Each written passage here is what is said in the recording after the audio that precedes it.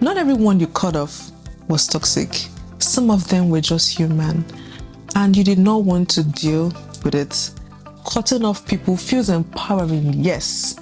But here's the truth. Sometimes it's emotional maturity, and sometimes it's just outright avoidance.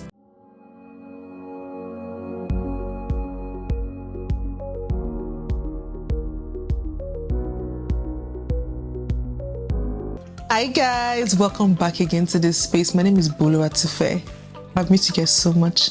Like my friends call me Tife. You're my friends, right? So you can call me Tife. To my returning subscribers, thank you so much for coming back. I really missed you guys. I know it's been about a week plus, and I'm really doing my best to post videos like I've promised to. Thank you for coming back again, and let's jump right into what we're supposed to be talking about today. Not everyone you cut off was toxic. Some of them were just human, and you did not want to deal with it. Cutting off people feels empowering, yes.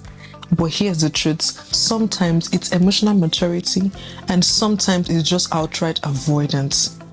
Now let's get into why everyone is not toxic. The no contact trend is everywhere.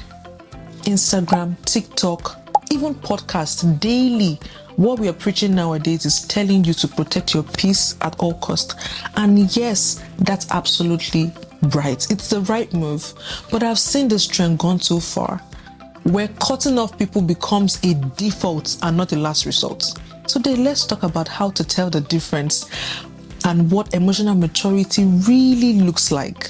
Why cutting people off even feels good in the very first instance? Like, why is that the first thing that some of us would do? Because it feels like we have control and relief. It gives that relief after a conflict.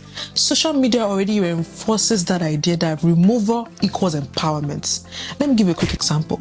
Let's say your friend cancels plans last minute again. Instead of telling them it bothered you, you just stop replying, you stop engaging, you stop connecting with them as a friend. It feels easier in the moment that it's not even growth, it's just escape. Now let me tell you about when cutting people off is not even necessary. Or rather, no, when it's even necessary. This is when there's a trend of abuse, there's manipulation, there's constant disrespect, and there's a pattern of harm after direct communication. A friend repeatedly shares their personal business after you've already asked them not to. That's where you set boundaries.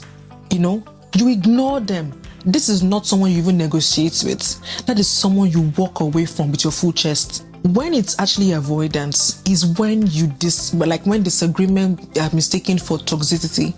Ghosting instead of having uncomfortable conversation. That's not the way to do it.